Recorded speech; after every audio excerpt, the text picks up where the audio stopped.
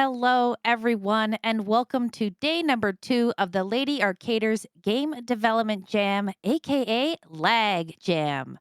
My name is Tozzle, and I will be your host throughout this event. On tonight's event recap, 4 Lag Jam teams will be joining me on the mic to discuss the current status of their game's development. And if you missed yesterday's event recap, I highly recommend checking out the VOD. It was remarkable. It was incredible. I had so much fun. I was absolutely blown away by each team's day one game development progress, which they showcased after only 11 hours of development, which is totally wild.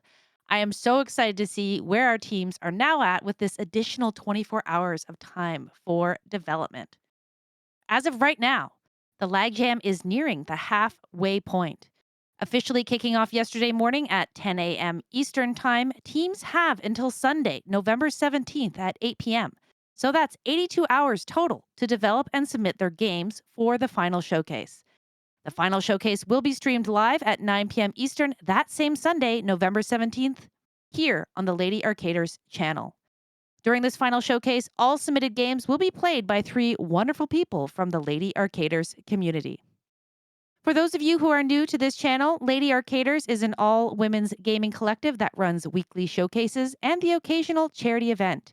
We strive to uplift and encourage women in their gaming endeavors by cultivating a supportive environment in which to showcase their talents. And for those of you who are new to the Game Jam scene, a Game Jam is an event where groups of people of varying skill levels in graphic design, programming, writing, music composition, and you name it, come together to work on making a game from scratch. The theme for the Lady Arcaders Game Development Jam is lag. Teams have been encouraged to take lag as a concept, literally or figuratively, and use it however they wish to guide their game's creations. And joining us first today in the studio are Quacksilver and Ina from rEcUrSiVe Ducks. How's it going? Yes, the bit is persisting. Let's go. Hi, Tozzle. Thank you for that intro. I'm Quack. We are rEcUrSiVe Ducks. We're working on a cyber eldritch underwater sapphic shmup called Depth Blind. Yesterday we had on some of our graphic artists as well as design team in Metroid Prime and Bunniest Bunrina to sort of talk with me about the high-level overview of the game and show off some art. But today, as much of the day has been very firmly in the programming department's purview, I am joined here by Ina, our resident programmer-in-chief, who's going to be showing off some roughed-in builds of the game, showing off some of the ship bullet types, weapon types that we discussed and showed some concept art for yesterday, as well as talking a little bit about the all-important lag. So, Ina, hit us with what you got. Yeah. Hi. I have nothing else to say about myself. I'm Ina. There you go. This is Jovrik. You'll see him a bunch. Remember his face. There'll be a It's test. a great way to start. Yeah, there will be a test. Okay. So, there's many things to talk about when it comes to programming. I'll try to keep it short. I've seen most people have used Unity and Godot and stuff like that. I'm using Lua. Quite the jump. So yesterday my team talked about Love2D. It's the thing I use. I like coding, you know. It's my thing. It's your jam. It's my jam. I mean, is it my jam? Well, it's a lag jam, so Our jam. yeah. It's your Yes. team's jam currently. So yeah, there's a bunch of stuff I want to go over. I've been working on this for like 12 hours about, I think. Does that sound right? I can't do math. I think it sounds about right. There's a bunch of stuff I have already. There's some input handling, some debugging stuff. 3D stuff, even though it's a 2D game. Don't question it, happens. Loading and some stuff to make my life easier. Because, you know, I only have 4 days to make this work. Oh, by the way, so remember the person who wasn't there yesterday because they were sleeping? That's me, and it's the same time. Don't do the math in your head; it hurts. Um, yeah, I'm running on. I've been up for 21 hours anyway. Uh, so yeah, I'll show you the game. It's very, I'm working on it. Uh, very work in progress. First of all, there's some parallax, which looks cool. Uh, Shoutouts to Rena for this. Yeah, I think everyone was happy with this. It works really well, and it's basically as procedural as not procedural can get, even though it looks cool. It looks new and fresh, but it's not. And it works fairly nicely. There you go. Code leak. Yeah. There's multiple layers, and I messed it up, but you're supposed to be under the top, toppest layer. I think that's how you say it. Yeah.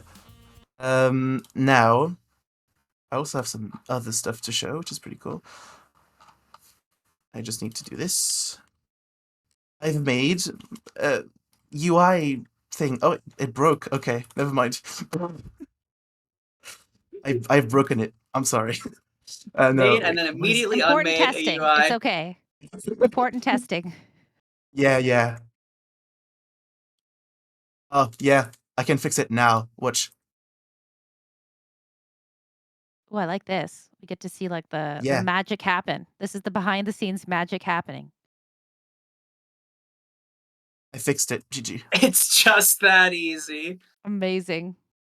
I added a single character. Okay. Yeah, I'm very maniac when it comes to inclusive UI and accessible UI. So I went ahead and spent too much time doing AI that works with both keyboard and mouse, except it only works with keyboard because I haven't been able to implement mouse yet. Don't worry about it. It's fine. It's the joys of development, you know. Um, uh, uh, Yesterday, when my team presented, they talked about fake lag, and uh, apparently, I'm the only one that knows how fake lag works. So I'm going to explain to you how it works I'm very excited by for showing. this. So I'm still in the menu. Um, Obviously, we don't run games on like 80s machines now. So your computer can handle like 10 quadrillion circles. It won't stutter. It's fine. Uh, but we want that fake lag thing. I think that's like the name of the gem. Can someone confirm? I've heard. Fake lag makes sense to me. Yeah, I think it makes sense. Anyway, um, so there's multiple Purposeful ways to do lagging. that. Yeah, oh, it's purposeful if you say it is. Maybe you just wrote bad code and it just lags by itself. That was my Anyway, exact question. I said, is it like purposeful poor execution of coding, or is it like optimized execution of coding or yeah. something? I think that was So yeah, I so I'm think I so remember excited to that. see how this works. Yeah. uh, so if you poorly optimize your code and makes it so that your lag isn't consistent across machines, which isn't a good thing, so it makes your lag bad, Okay, which bad is lag, got it. weird. Yeah, bad lag, because and also you'll just look goofy. Uh, Generally, if you like, yeah, just make good code, please. I beg you. Okay, Sorry. good lag. You're gonna Uh, teach us good lag. so good lag is there's many ways to do it. The two main ones that I've thought about is the first one is sometimes when you have to process a frame, you just don't at random, and that's it. Uh, it simulates very like old lag, which is your computer just skips a frame and it looks stuttery, and it's not very fun when you're laggy that way. Um, my approach to lag was slowing the game down. So usually, if you make a computer like any modern game, console doesn't really apply to this, but PC games do. Not every computer is the same, so you have to adapt to every computer's specifications, and you do that by scaling the game depending on the frame rate. That's like one of the main core base concepts of game development. If your game works differently depending on the computer or the console or whatever it runs on, it's bad. Fix it. So most game engines have this variable called delta time, which is the number of seconds between one frame. So it's usually between one. So that's 0.016 to something absurd if you have like absurd monitors. And my trick with this is that this value, I just fake it. Golden cookie. Yeah, someone noticed the golden cookie. Thank you. I fake the lag by using a little function that looks like something funny. Pulled up. That's the function. Well, like an actual math function. I was not expecting math. Yeah, an actual Great. math function. Okay, I'm ready now. I gotta take off my sweater, maybe. It's a little hot now. It will be there for like 3 seconds. Don't worry, you'll be fine. It's this is the minimal. Like I'm basically like scaling lag to the amount of entities on screen. So this is the minimum threshold of entities, and this is the maximum threshold of entities. And this is how much I want to lower the speed of the game. So there's this ugly formula, which does the job, which is translated to this funny thing, which, yeah, it just don't look into it too much. Your brain will hurt. And then I just multiply the time between 2 frames and make it smaller. And that gives me this. Woo. And now my game's lagging. Very neat. And so Ina here has chosen values that will work well on this display, where we've got, a sort of roughed-in player character, roughed-in single enemy, and just our outgoing bullets. Obviously, when we hit the full game and there are approximately 4 trillion bullets on the screen, we have total control to like tweak those parameters and see what makes the gameplay experience good, without some of the earlier conversations we had about like not wanting to be unfair to the player, not wanting to induce like input lag on the player, or there were other directions we could have taken this prompt that would have led to very feels bad gameplay in a shmup, but still replicating that sort of old school hardware limitations like type feel. Yeah. The fact that the game slows down comes from how you used to deal with lag better than just by skipping frames. Basically, for a little backstory, before, well, at the beginning you used to just skip frames, and that would look very stuttery and bad. And this comes from various optimization on, especially like the NES and the Game Boy. If you have a lot of sprites on an NES, they flicker. That's basically what happens. The game, like old games, will update everything separately on different frames, so you don't really see the difference. It just slows down because everything needs 2 frames to be updated instead of 1, or more if your game is very badly optimized. But that's the effect I'm trying to replicate here by just slowing time. If I really wanted to be accurate, I would have made a loop that only updates half of the stuff, half of the frames. No, I'm not doing that. I will pass.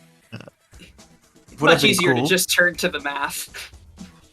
Yeah, it's much easier to just multiply by 0.5. Whatever. And then uh, I think, so yeah, yeah, beyond the lag, the other thing to show off is you've also roughed in a couple additional weapon types, right? So we had talked about having there are 3 main weapons in the game. We've got the spread shot, as well as laser, which we've got 2 types of laser. we have we have 2 types of bullets. So we have this white shot because I've set up like that.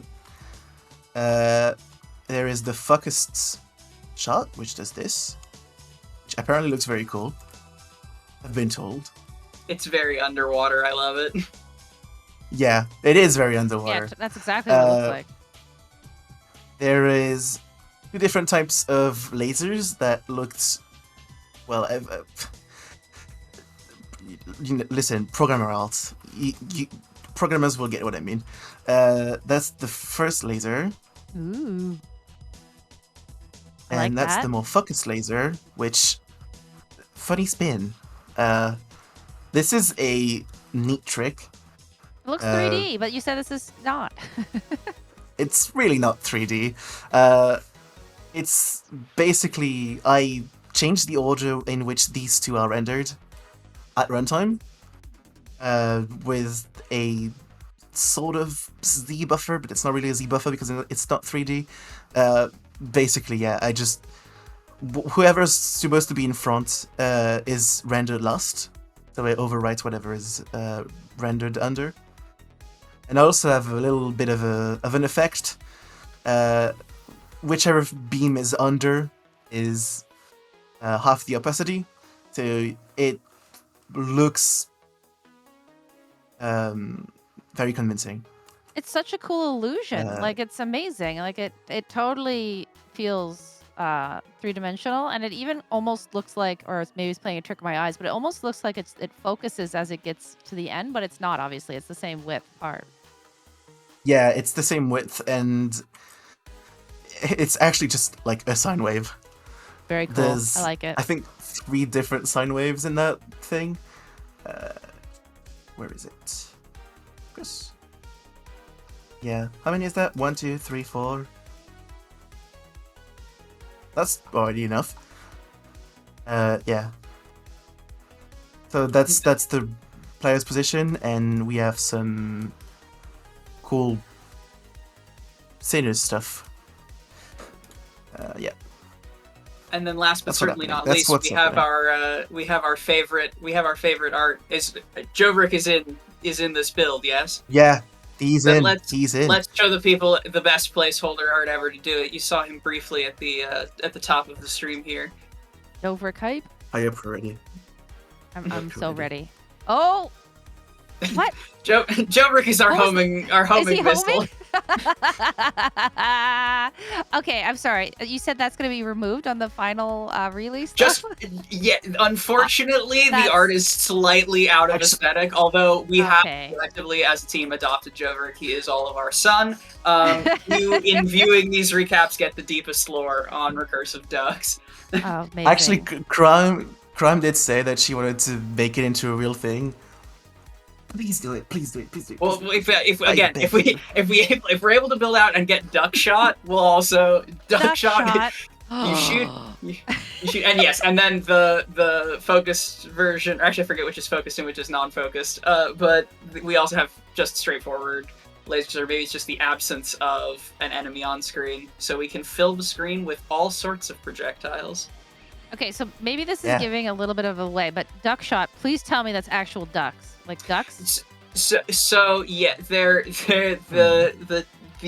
lore of this is in thinking about one of the first things we thought about as a team was in sort of keeping with like the central quest of the game, being this sort of pursuit of forbidden or eldritch knowledge that takes Mari to the bottom of the ocean here. We had originally thrown out this idea that, like, what if it's a fake out, and there's just nothing there, and then sort of in permutating that, we've stumbled into some various duck-related shenanigans, because of course, and one of the ideas that was floated was a secret fifth projectile that is duck shot, like buckshot, but ducks. I'm not confirming anything, but the meme appeal of such a thing is powerful.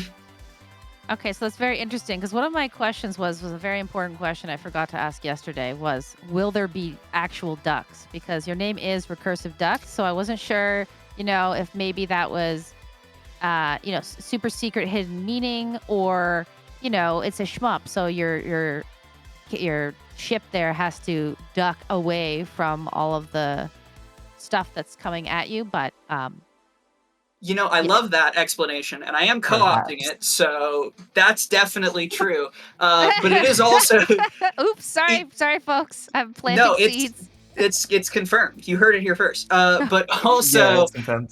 I will say, not to spoil any location or idea, or to spoil the fact that we don't have it locked in, but the first piece of art that was made for this game was in fact a rotating rubber duck. So we've got Very that cool. locked in. Yeah. Very exciting. Looking forward to that on the final day. I don't know if that's going to be spoiled before then. Maybe Oh, not. I'd hope not. But this is if great. we have to spoil it, we No, will. no, Well, you do not have to spoil anything. You can wait until the final reveal on the final night. wait, I just realized I can give you more of Jovrek. Hold on. More. Yeah, a Okay, lot let's more. see it. All right, Like, yeah. we're To talking close hundreds us of out here, thousands. to close us out here, Woo! That's great. the Jovrik stream. But yeah, this has been a sort of look into our weapon implementation, as well as shout outs again to Rena for that parallax background. I'm very excited to be staring at this a bunch when dying over and over again in the game. This has been This is the a sort great of moment update. where I think, yeah, I hope so. This is the sort of moment in my life where I think, what am I doing? Honestly, what is this? But I can't say I dislike it. It's funny. I think you're right where you need to be. This is great. I've enjoyed this There are thoroughly. people watching this. Well, exactly. And we're So- enjoying it too. Okay, yeah, do you shouts have to any Jovrek. final successes or anything else you'd like to highlight from today's work before we head to break? I think what jumps to mind for me, as you brought up in the intro, the being at the halfway point, sort of looking at the road ahead. It is this is maybe everyone on the team's first game jam except for Ina, and so Hi. I want to both shout out Ina specifically and its confidence in handling all of this and locking it down, but also just being at the halfway point and looking at sort of what we have left to accomplish and feel like, oh yeah, we can make like a game now, and that's a very cool feeling. Yeah. Yeah, that's amazing. Well, I just want to say thank you again so much, both of you, Quacksilver and Ina, from Team Recursive Ducks, for sharing your progress so far. I really enjoyed your recap of today's work. We are going to take a quick break while we get our next Lag Jam team set up in the studio. Please take this time for some self-care. We will be back to recap more of today's Lag Jam game development progress shortly.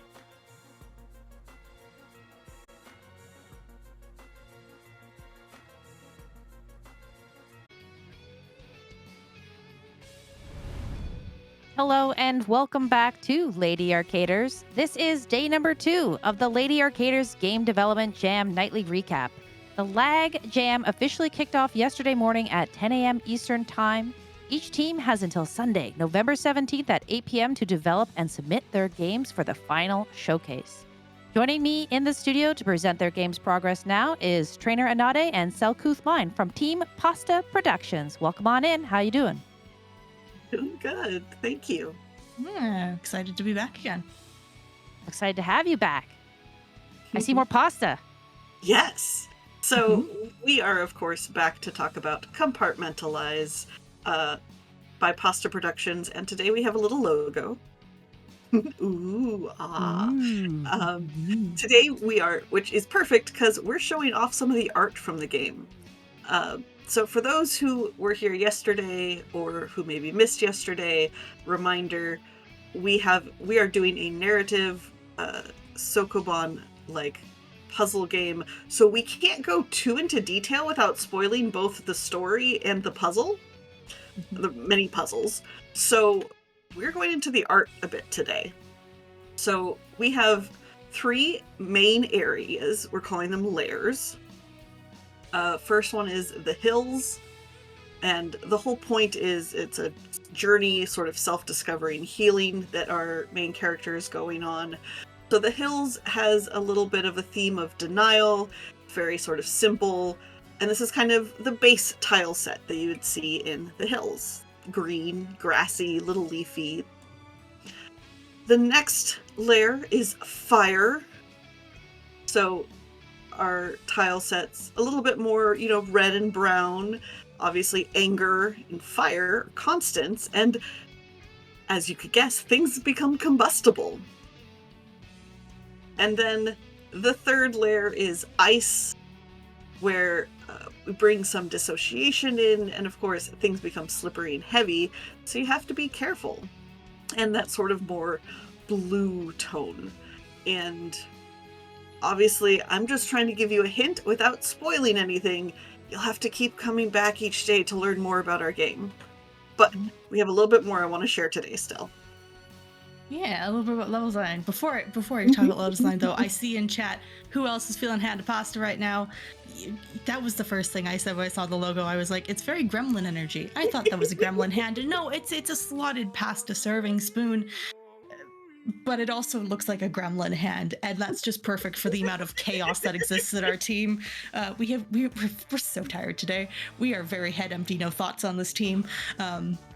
But you know what is not head empty, no thoughts? The level design. Thank goodness, because I'm in charge of it. Somehow it is not head empty, no thoughts, given how brainless I've been today. So the level design, we obviously have the 4 different layers that we're going through. We saw 3 of them that were presented. The 4th layer we will talk about at a future time, because spoilers. And each layer is going to have between 3 to 6 rooms.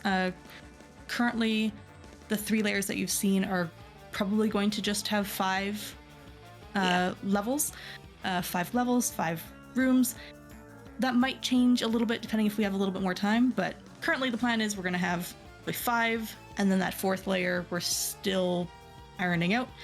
There's new mechanics in each layer. Every area has some new mechanics that, like, some mechanics carry on. So for example, this one here is one of the levels from the hill area. So originally, before we got me set up in Game Maker, I was building the levels in Google Sheets. Yes, you've heard of spaghetti code. Well, at Pasta Productions, we don't spaghetti code, we Google Sheets level design instead. And so, presented without any context, that's what the level design worked with there. You can now see directly below it, that is what it looked like in-game. I have, since yesterday's update, managed to wrangle 2 playtesters, and so this puzzle has been changed a little bit since then. So we're showing this to you because it's not technically a spoiler, because the puzzle has changed. But different mechanics, I will say mechanics that are introduced in the first world, in the hills, do make a comeback in the other levels, but not to the same extent. They are sprinkled in amongst the new mechanics of the other areas, just to add a little extra spice or a little extra challenge to things. And I just want to point out, so of course we have the beautiful screenshot of the Google Sheets level design, and we have had so many thoughts about what it looks like, from Ditto having an existential crisis to shocked Pikachu koala. I want opinions.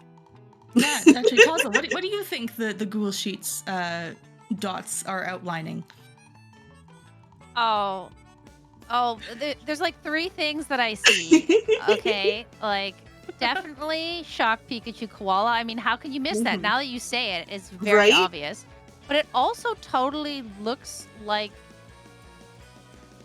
a gremlin, or like like I mean, I could see it too, like a zoomed in face of like a squishmallow mouse. Like I'm expecting Oh, there's like a little tail from behind. Definitely could give it Mhm. a squish.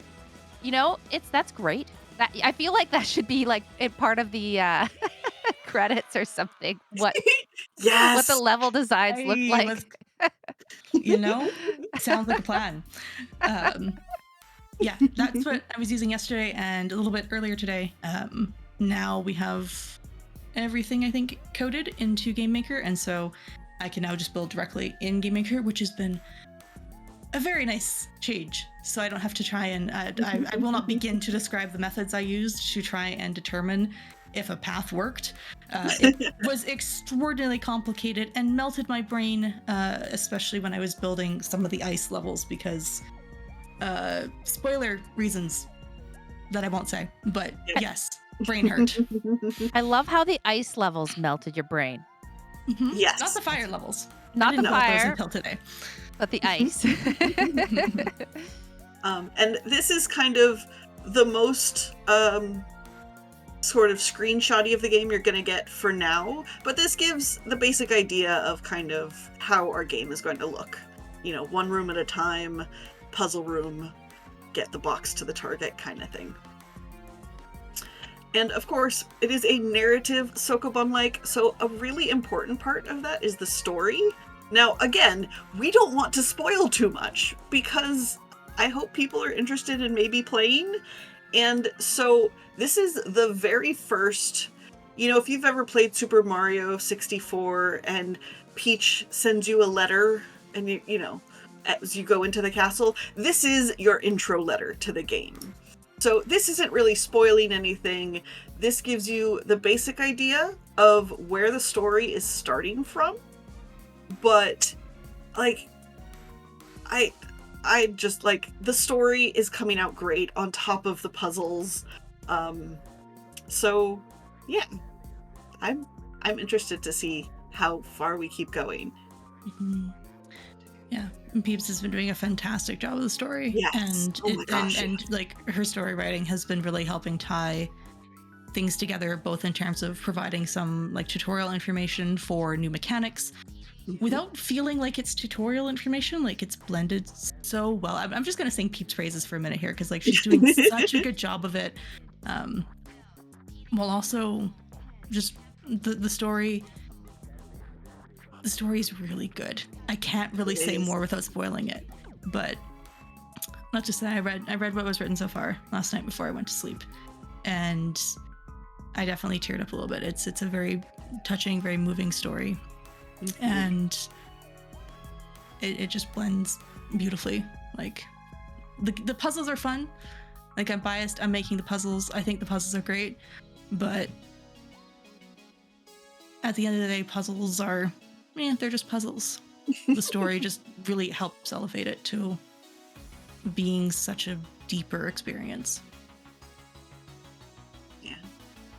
Tozzle, any questions for us today? Oh, absolutely. I've got questions. But first, I will tell you that I am so interested in playing this game. Like, I'm gonna be front in line. Like, all of the games are amazing, but I'm so excited. Like, I am a true enjoyer of indie games, and being able to see them become like actual games makes me even more excited to play them. Like, I'm ready. I'll be first in line to download off itch.io once this is up there. Yay. Just saying. I will say quickly in connection to that, I am still looking for a couple people to play test some puzzles. So if that sounds interesting to you, poke me on Discord. DMs are open. I'm looking for a couple more. That would be great. So you heard Cell. If you're interested in playtesting, poke them on Discord. Okay, so firstly, I want to ask a question that I thought about after watching your presentation yesterday, and you were talking about how reset is very important, and so you have the R button to get unstuck. Yes.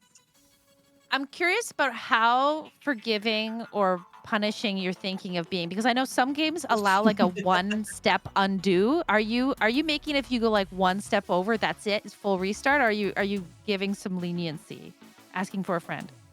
So So, currently, oh, we both start talking at the same time. yep. Currently, we only have a reset button. Um, it is sort of on my. If we have the time to incorporate it, I would love for us to be able to like undo up to a couple of steps. But that is something that we are focused on getting all the necessary things done first, and then we'll see what we can do with that. That And makes I, total sense. yeah, and I do want to add, like, we do have, obviously, this is a game jam. There's not, like, there's only the 4 days. Yeah. Um, 82 but hours. yeah, but we do have ideas for like some accessibility kind of things, including one option is outlining like movable objects to try to help make them pop out more from the environment. And so something like an undo as well as that outline would be one of those things. If we have time, we would love to be able to add more accessibility even to the game. Right. So those would be on like the nice to have list, but not Yes. needed to release, basically. Yep. Yeah. Got it. That kind of leads into my second question, which was, I know we've been talking about it like several times now. We're about halfway into the jam. Have you changed the scope of your project at all, or are thinking about changing the scope of your project? For example, like adding more or taking something away. Like I think yesterday when we spoke, maybe I'm misremembering, but I feel like you've added more levels since we spoke yesterday, because now it's 3 to 6 per section, and I think there were fewer yesterday. So I'm wondering if you just got more inspiration. Not really.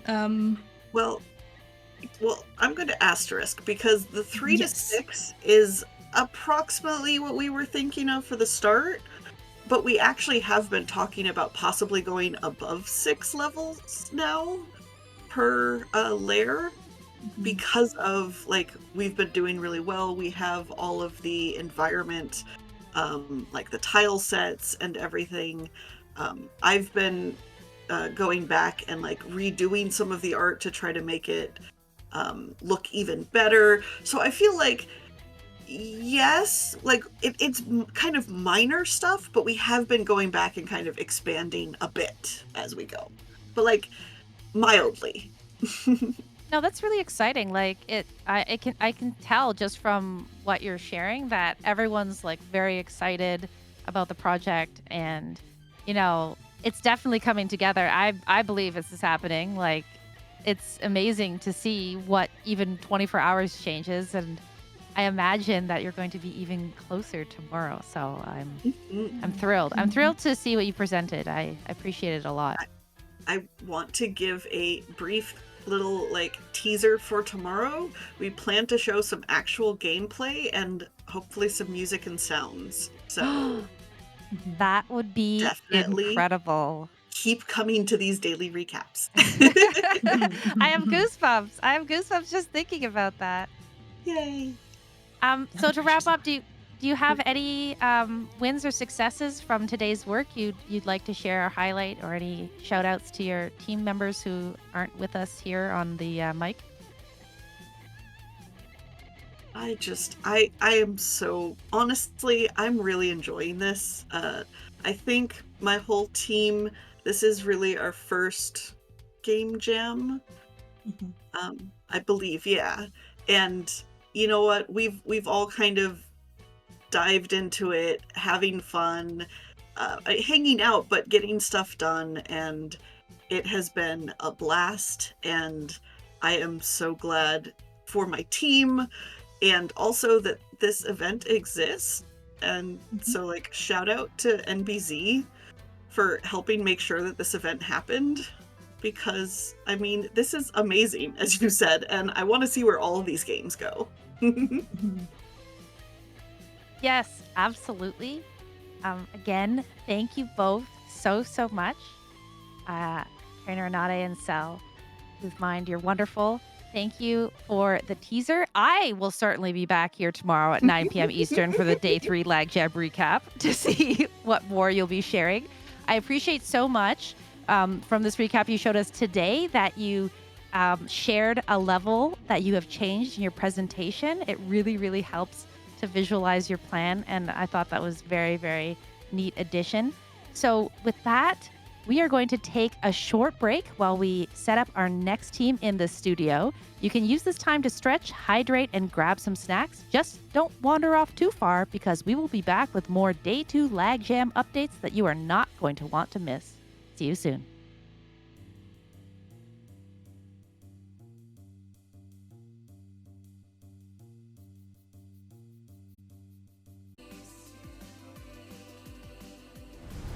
Hello and welcome back to Lady Arcaders. This is day number 2 of the Lady Arcaders Game Development Jam Nightly Recap.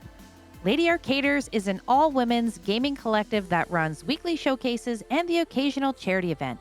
We strive to uplift and encourage women in their gaming endeavors by cultivating a supportive environment in which to showcase their talents. If you're interested in keeping up to date with our events, Lady Arcaders has a newsletter where you can read articles written by our members and find out what the community is doing. You can visit ladyarcaders.com/newsletter or type !newsletter in chat for a quick link.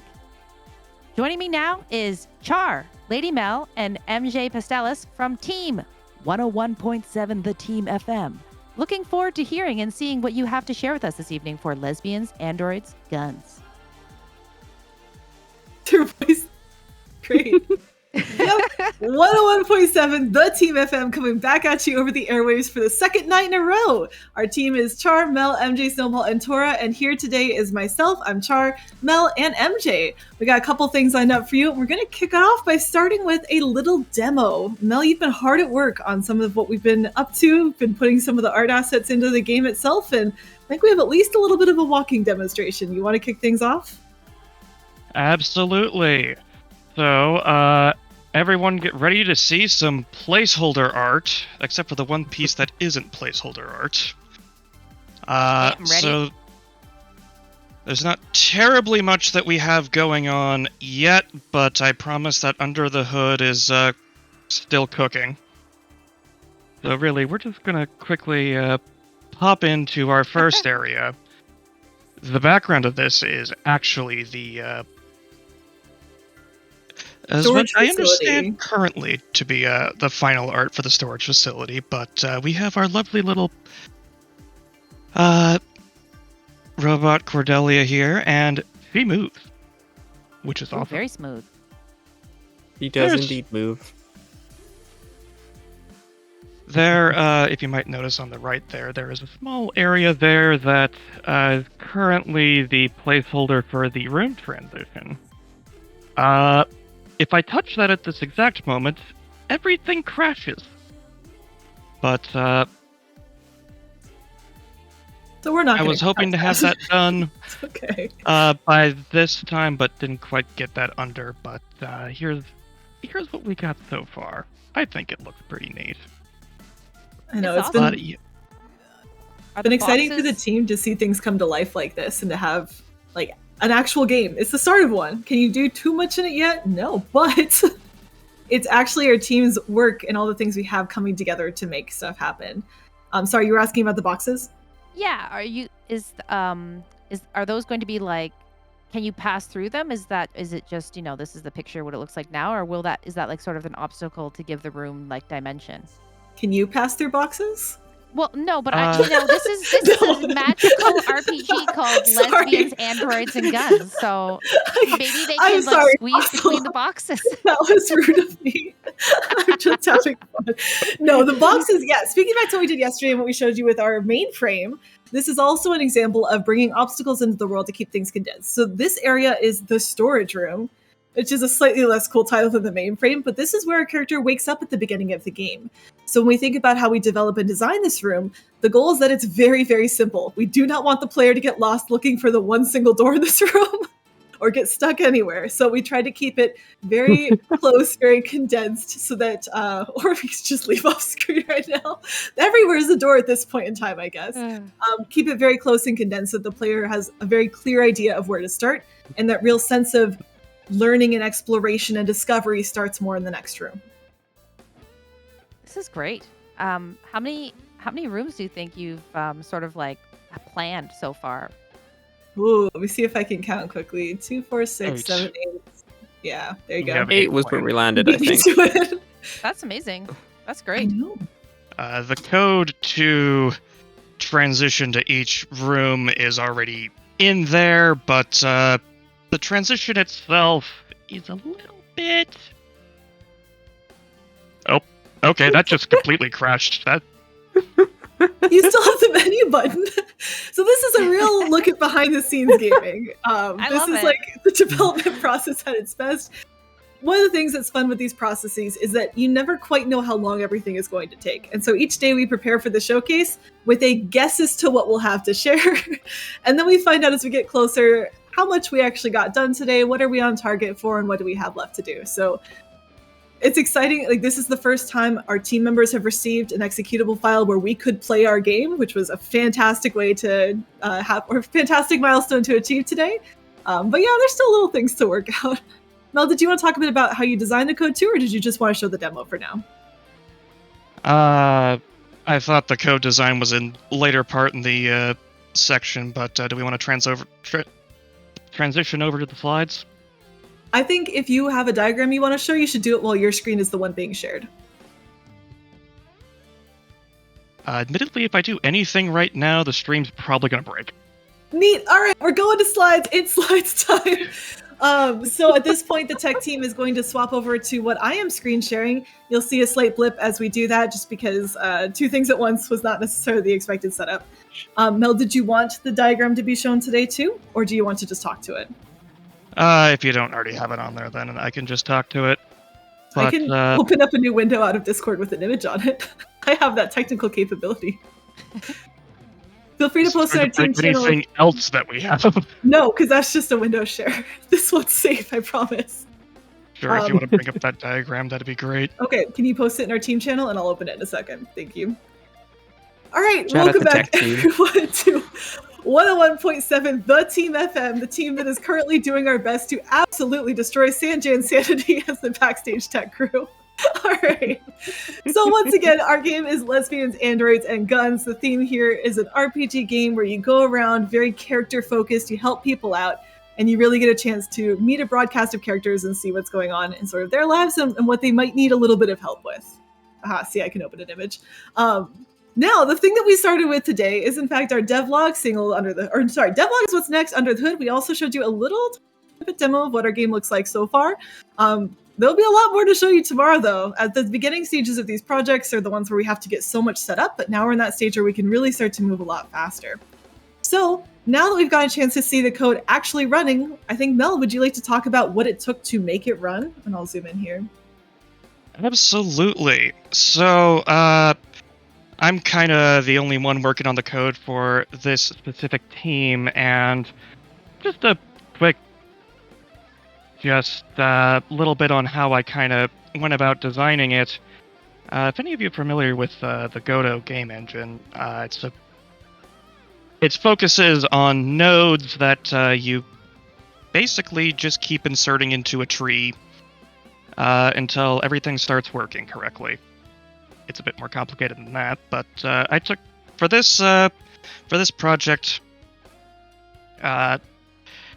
I took a very top-down design perspective because I was because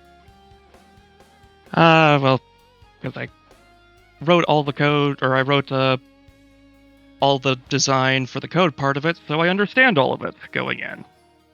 But in essence, it's handlers all the way down. At the very tippy top, you can kind of see the main function there. The main function, in this case, is 28 lines of code. It just kicks everything off. And below the main function, there's two big handlers, the menu handler and the game handler. The menu handler handles the menus. The game What? handler handles the game. Can you see the process here and how I may have gotten to where I am right now? Chat, Yeah, we're doing below a the quiz on menu this hand- later. You need to be taking notes. We are quizzing you. Sorry, Tossel. I was saying this is perfect for me. I'm like as green as it can get when it comes to coding. So this level of presentation is perfect for my understanding, and I'm sure that I'm not alone. So thank you. I'm enjoying this greatly. You are not alone. I'm similarly completely lost on all of this, but this is the language that I speak. Yeah. Naming everything handler and just naming everything exactly what it does is useful for at least me keeping organized. But yeah, if you look under the menu handler, what does our menu need? It needs visuals and audio at some point. So I have a handler for the visuals and a handler for the audio. And under those right now is just basically a bunch of pictures and a bunch of audio files, or there will be at least at some point. But Cannot, I promise. So we Someday. don't have any Yeah. like audio to share today, but we do have an interesting, really cool theme for potentially our final area that Snowball's been up to. I made my first ever door opening sound effect today, and I'm really excited about that, but I won't make you all listen to it. Oh no, I was really excited. I thought you were actually going to play it. I No, really we want to hear the thought- door Really good opening one. sound effect. I am not trying to reshare my screen at this point. I will get banned from the showcase if I try to add any more tech in. Will we Maybe get to can- hear it tomorrow? Like as a Maybe. teaser, will we get to hear the door opening sound tomorrow? Because I mean, We'll- obviously I'm here for it, but I'm definitely here for it. We'll find out. You have to tune in Okay, tomorrow night to to find find out. out. Yeah. Got okay. See, you're cheating. Sorry. He's like, I already listened to it. Okay. Yeah, I know. Sorry, what a menu, cheater. menu has a visual and an audio handler is where we were at. Yeah, visual and audio. Basically everything has visual and audio, so you'll see that a bit. But organizing like this just kind of means, okay, I fill out the main function, then I fill out the two handlers, then I fill out the handlers below that and below that, and eventually we get to the bottom. Eventually, but in this case, the two main That's it. phases of Menus the are game pretty and the menu in the straightforward. game are the two big handlers. But if you zoom over to the gameplay handler, or the game handler, there's three handlers below that. The gameplay handler, the cutscene handler, which is everything that's not gameplay, and then our hacking minigame handler. Cutscene and the hacking minigame kind of each just have audio and visual, and then there's a character one potentially under the hacking minigame, but zooming a little bit more in at the bottom of the gameplay handler, you can kind of see it goes all the way down to the character node. And really, that's about as far down as any of these go. It is just that this is the diagram for most of the code. It's just filling out everything and getting everything to talk to each other and play nicely. That's So, great. That's actually really easy to understand. Like truly, this is a great spreadsheet. yeah, this in programmer speak, air quotes, this would be called a UML, Universal Modeling Language or something. A UML Okay. diagram People for called UML diagram could not have told you what that stood for, though. UML for short, of course. yeah, this is just kind of quick peek under the hood of how I'm going about designing and writing this.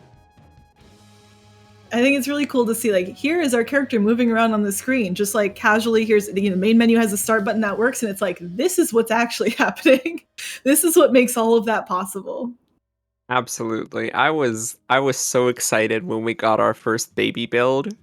And it's so cool actually seeing like, oh, so it's so much more complicated than I can actually conceive. Awesome. Yeah. I Well- front-loaded a lot of prep work, is how I would describe it, because once I get the room transition down, the explorable area is going to explode to all 8 rooms pretty much instantly.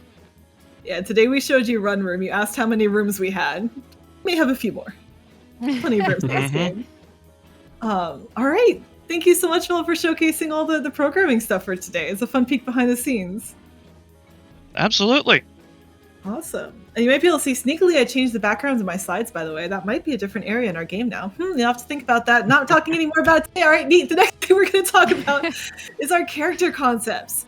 So I remember last time we were on here, some people were asking for more details about characters. We got to highlight our main character, Cordelia, who's our android character, and Mackenzie, who is a CRT monitor, is kind of stuck in the 90s. Some different characters there. So I wanted to give a little bit more on our cast. So as we mentioned, we have Cordelia, who is a lonely android looking for love. That's one of the characters you got to hear more about yesterday. And that's our little blue placeholder stick figure in our game right now. Then you also got to meet Mackenzie, who's a CRT monitor stuck in the 90s. But there are a few more characters in the game. I will tell you a little bit more about Amy X. So Amy X is a socially anxious tank. Amy likes to hide out in sort of the library or archive area of the game because that's where things are cozy, a little bit more secluded. Amy's not really comfortable with too many people coming into her personal bubble. So that'll be someone else you get to meet and learn more about as you go about our adventures. There's one more character that we've got a concept for, drafted up a little bit, that may be scaring our art team. Our art team is great and is willing to tackle all the challenges. But we're going to keep at least a little bit of secret for now, so you'll maybe meet that character later. I will say that our team did get to review some of Amy's dialogue created by MJ today, and we were all dying, and everyone on the team unanimously decided we're all already in love with Amy, so we really hope you'll love her too. Yesterday as well, I got one final sneak peek for you all, because we've been going for a while. I want to make sure we move on to other teams. So yesterday we talked about Cordelia and Mackenzie, and this is what they looked like, right? This was the placeholder art just to have something to put on the screen so that we could see the characters. I'm really excited to say that as of today, Tora has started to draft out what these characters are actually going to look like. And I get to reveal that to you in 3, 2, 1, ta-da! Here's our current concept art outline sketches for Cordelia and Mackenzie, our player character and the first character you'll meet along your adventure. We're super excited to share these. Tora did a fantastic job with this. She mentioned it was somewhat inspired by like Samus. The hair was something that was really important to get right to really capture the feel of the character. I personally am the biggest fan of Mackenzie's little thumbs up over there on the right side. It makes me so happy. And the little fan in the head too. Just like, the bow, everything is so precious and adorable. I'm curious, Tozzle, now that you've seen our first reveal here of some of the final character direction, what do you think? I'm so excited for this. This is great. The thumbs up was one of the first things that I noticed. And I also have to remark, like drawing hands, like I understand that this is just like a thumbs up fist, but drawing hands is one of the most difficult things to do. And it's such a natural thumbs up and it just makes me happy. But I do have one question about Mackenzie. Oh, okay. Is Mackenzie like a regular CRT or like a fancy PVM? I think Mackenzie may be technology that was created possibly before some people watching the stream were born. If that answers your question. Thanks, Char, for that deep insight. He is stuck in the 90s for a reason. I choose to believe that Mackenzie's a PVM because look at that smile and thumbs up. I'm right there. Got it. All right. It's really great. I love this. I'm so excited. I was telling the other team, I will be the first one on itch.io to download all of these because I'm excited to play them all. We're excited to have people play it. I will also say MJ and I, like I said, have been working hard on some of these character concepts. It's so cool to see them turned into life. But I'm curious, MJ, do you have a favorite character in our game so far? Like, what are your thoughts on our characters? I think my favorite character right now is Amy X. Just because I've been working super hard on Amy X's dialogue, and I feel for her on such a deep level as a socially anxious little bean. I can definitely feel that. If there's a character you'd like to learn more about in our upcoming showcases, feel free to let us know in the chat. We can always take some feedback on what you're hoping to see out of the game. I'm really excited, though, to continue to see our team moving forward, finding new details of these characters, creating new information about the world, and really starting to bring it to life. Like, we're really excited for the next showcase already, even though we have no idea what we're showing it. It's just going to be more, and I can't wait to share that with all of you. That is, of course, all today from 101.7 The Team FM. But again, dial in, catch us again next time. We're excited for you to continue to see the development of Lesbians, Androids, Guns. I mean, that was incredible. I appreciated the chaos of the showcase as well. But it's going to be such a fun, I mean, such a fun playthrough, and you hit some amazing teasers for tomorrow that we have to tune in to find out. I can't wait. I can't wait. I can't wait. You could just go into the channel and put the placeholder for tomorrow's sign up already. I'm ready. That sounds good. You can. Sorry, go first. Pardon me, to answer a question, you can kiss Mackenzie on her CRT if you're really nice to her. Aww. Would you be willing to answer a couple questions before we move on to the next team? You know, I would.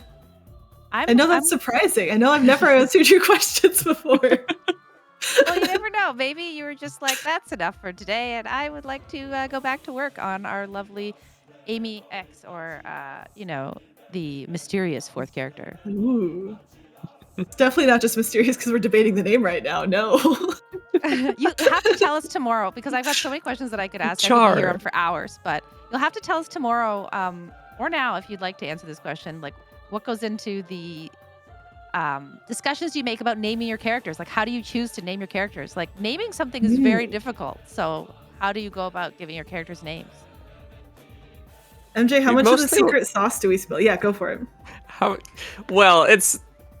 We've mostly kind of like, I think Mackenzie came pretty naturally once we got into it. Yeah, generally, yeah, go ahead. No, it's kind of always like a bit of an upward climb at the start, and then we just fall into something that works. Is how I'd describe it. Essentially, usually it's me and MJ going back and forth just brainstorming name ideas, but we've been trying to tie our names in. I don't know if anyone's picked up on this. If you have, congratulations. The names do tie into the characters in very specific ways that are not meant to be like the most obvious, but definitely there. Did you know that Cordelia is a name that means heart? So for our lover lesbian main character, not a bad one to go with. It also has the word cord in it, which is kind of a fun tech thing. I think Mackenzie... MJ, are you okay if I say Mackenzie's full name? Oh, yeah, sure. Okay. Go ahead. So Mackenzie secretly has a full name, which is Macintosh Kensington. Yes. Shout outs to older computers. I knew it. I knew it was Macintosh. It is. And then Amy does have a connection to her character as well. That is the most obscure. So that's going to be left as a challenge to the reader if they're able to figure that one out. That's amazing. But, yeah. Thank you for sharing those secrets. I know I ask some big questions sometimes, so I appreciate you giving that information. It's so fun because you feel like, just even as a viewer, that you're like in the game development process with you all. So it means a lot. Thank you. Happy to share. As our last little sign off, are there any highlights or win successes from today's work that you would like to shout out, or? I feel like on. Oh yeah, go ahead, MJ. No, I just give a shout out to the entire team because everyone's been working super hard, and it's been really cool seeing everything shape up. I was so excited to get our first baby build. It's very exciting. Sorry, back to you, Char. Mel, do you have a highlight from today?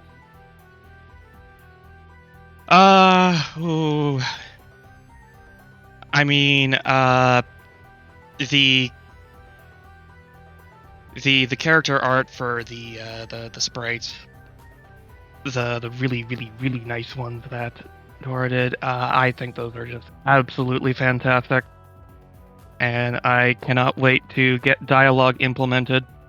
I have a bit of a long night ahead of me, but we believe in you. Yeah, I think for our team, we touched on the fact that we have an executable file. There is code that is running our video game right now is really cool. Seeing the actual concepts, like going from just saying the word Cordelia and having a stick figure with a bow to see, and here I'm just going to go back to it, to seeing this show up today. That was definitely a Oh, oh my goodness moment. it was incredible. So That's cool. another one that was definitely big for me because I've been spending so much time writing these characters and getting in there. So it's so cool actually seeing them somewhere else than just my brain. I'd also say today was our first hint at what our background music might be. So Snowball previewed a theme for us that we're holding on to for now, maybe later.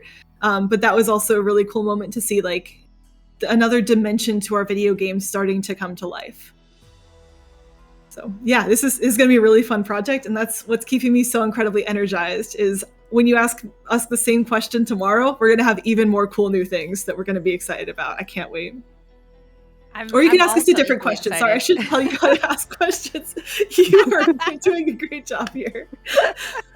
Well, sometimes it's nice to have the callback questions because then you just get more, right? And I don't know. I love it. You can if there's a question that you want to ask, I'm here to ask it because I get joy about overhearing the joy in your team's voices when they talk about this stuff. So, Mhm.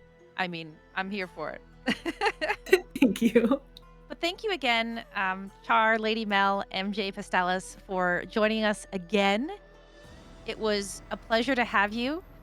We are now going to step away for our brief intermission as we prepare our final Lag Jam team presentation for the evening. Please use this moment to indulge in some self-care. We will return shortly to share more updates on today's exciting Lag Jam game developments.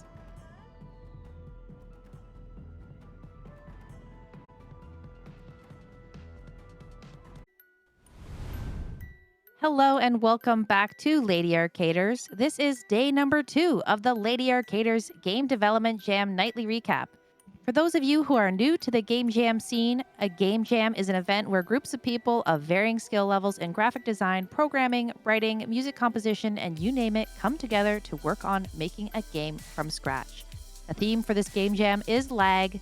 Teams were encouraged to take lag as a concept literally or figuratively and use it however they wish to guide their game's creations. Up next, we have Miss Des Games and Mia from Team Compact Qualia. It's great to have your team back tonight to share more progress. How are you both doing? I'm doing great. It's good to be here. I'm a little tired, but also looking forward to doing a big push after this presentation tonight.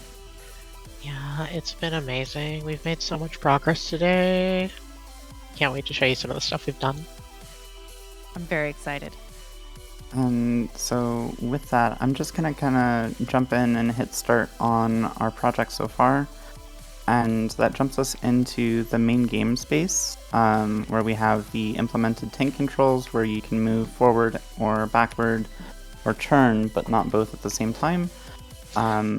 We have a lot of those objects that I was working on modeling yesterday implemented into the game space with a lot of these little blue cubes that are hanging out, which are going to be spots for interactable objects. When you click on them, it'll bring up a little window. We're going to have it so that you can rotate these objects and kind of like investigate them and then choose to put them in your inventory, or take them or just put them back. We don't have that part quite working yet, but we can at least inspect them. Currently, there's just some issues with the mesh pipeline we've got going on. But my philosophy is you can never have enough blue cubes. Yep, and so we're gonna hide a bunch of little interactable objects everywhere in the apartment, and some of them are going to be important, like your keys, some of them a lot less important. Some of them are going to be like real gimmies, like your phone when you first spawn in, but we've got a lot of stuff going in the space so far. And we've got the game timer going up top, and we haven't quite implemented the inventory, but we do have our little thought like system.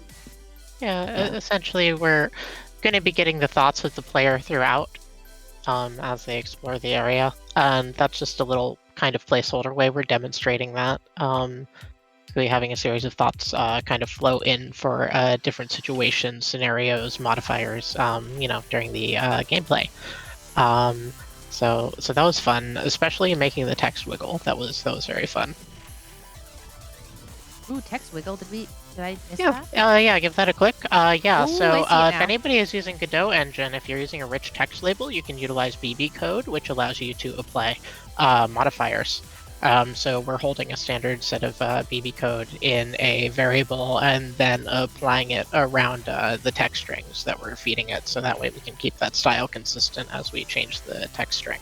Sorry for the nerdy digression. I'm just No, that's amazing. Thank you. been having a lot of fun with scripts. I love it. And look at this beautiful apartment that Miss Des has like decked out with all this furniture. You've got everything you need. Look at that couch. Yeah, I've been hard at work making a bunch of furniture. I haven't made but like 2 interactable objects yet, but those are kind of in the works for tomorrow. I want to put together a modeling space where I can crank out a bunch of those together at the right scale, because like a couple of these items I made and I had to scale them because they were either too small or too big. Like when I first put the stove in here, it was as tall as the fridge, and so I had to chop that back a little bit.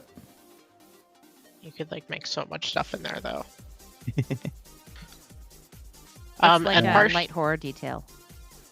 Giant stove.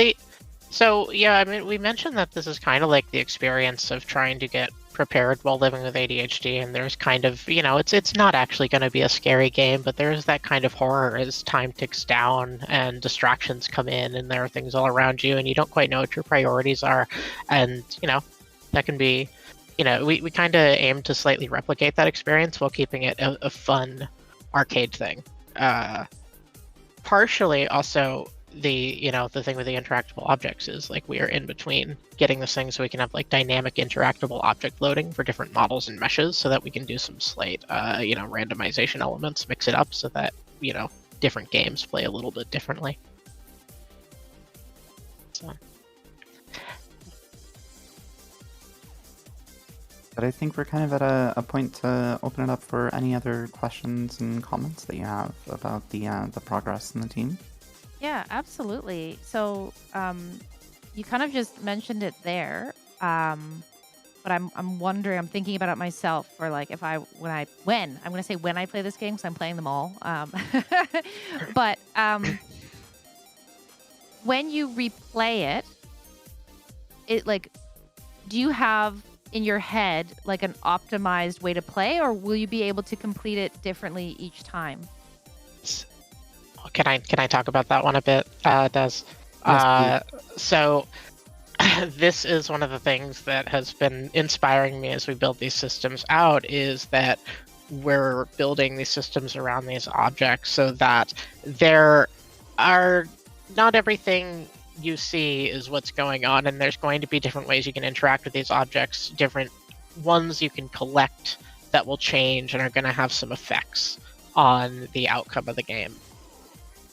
So we're looking forward to exploring all the various ways we can like mix things up and utilize a little bit of light randomization, not too much, but a nice touch of randomization, so that there is a slightly different feel to if you do another playthrough.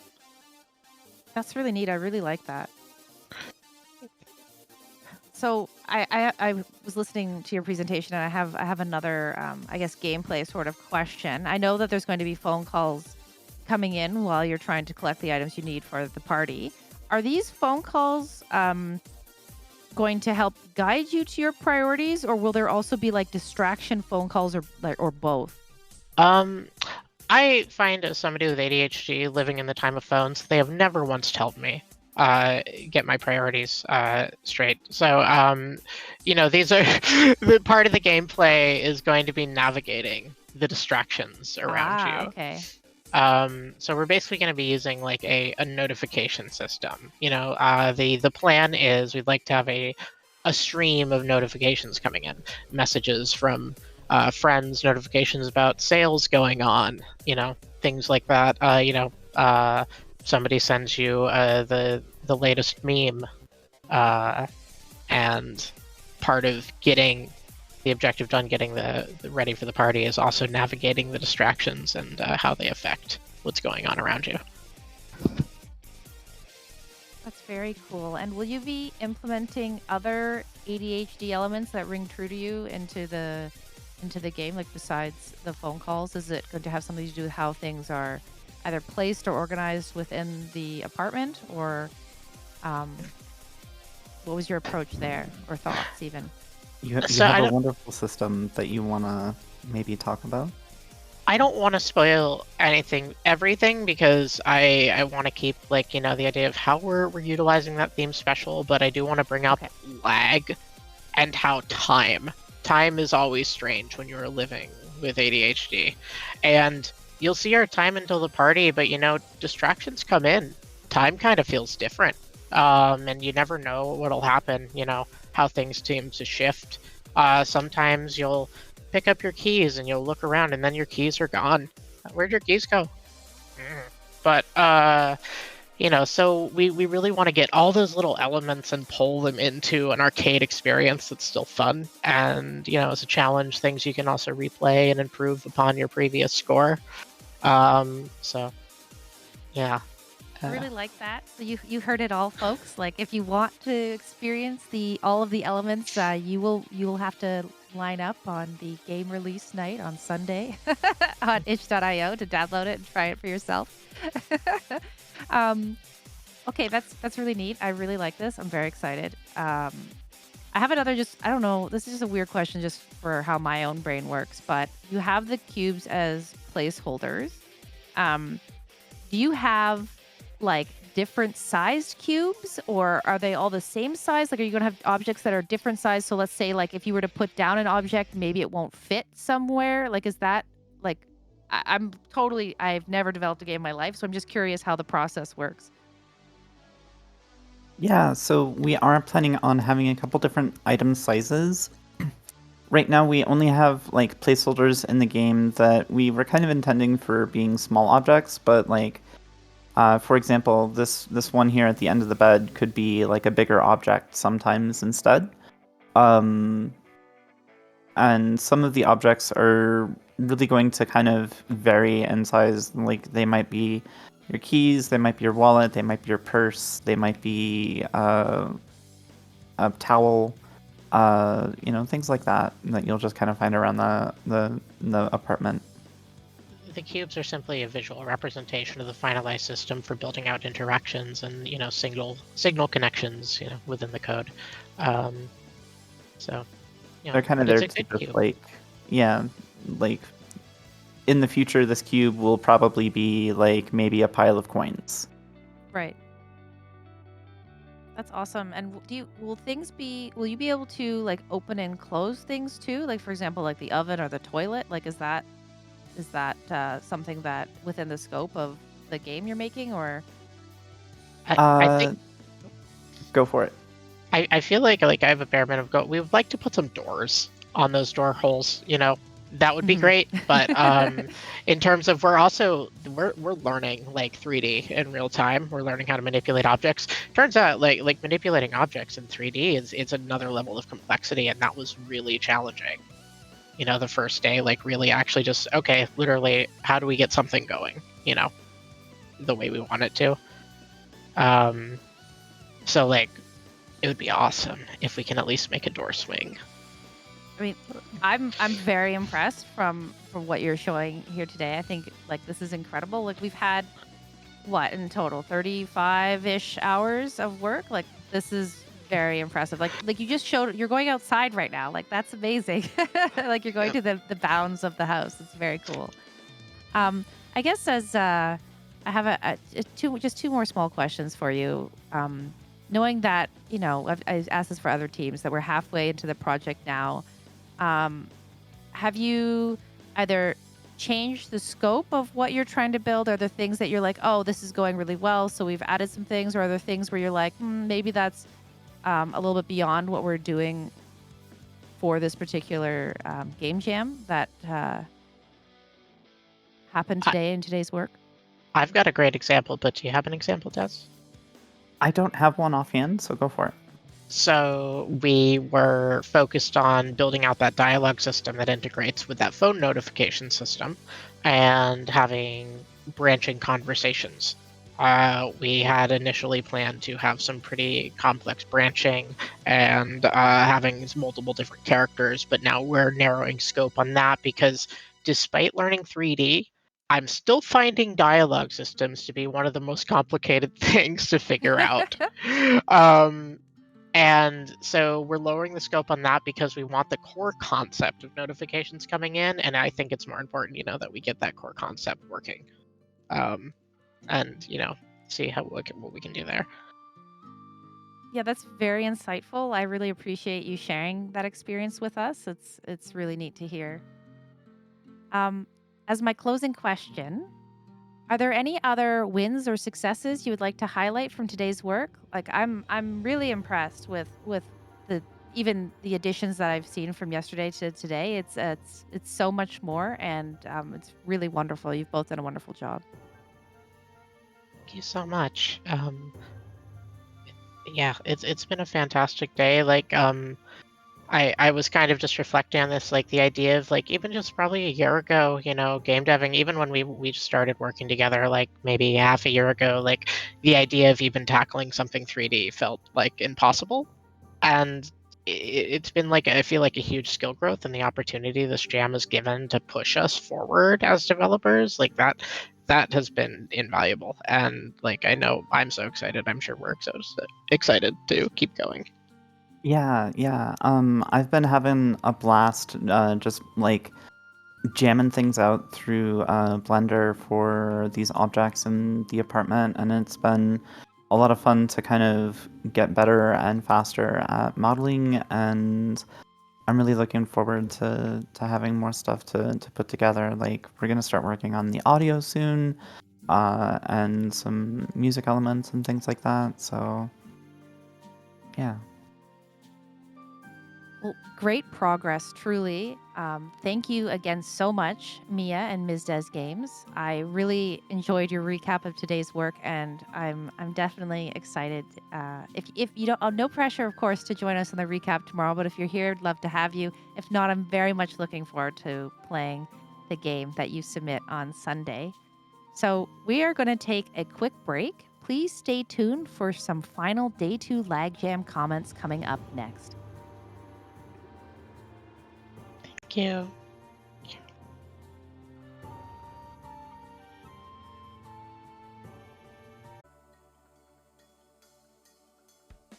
I would like to take this opportunity to thank everyone for tuning in to Lady Arcaders for the Day 2 Game Development Jam recap.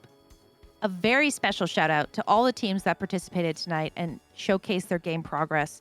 It was truly a delight to have you with us on Lady Arcaders this evening. Keep up the fantastic work. We are so looking forward to having your teams join us tomorrow for even more progress updates.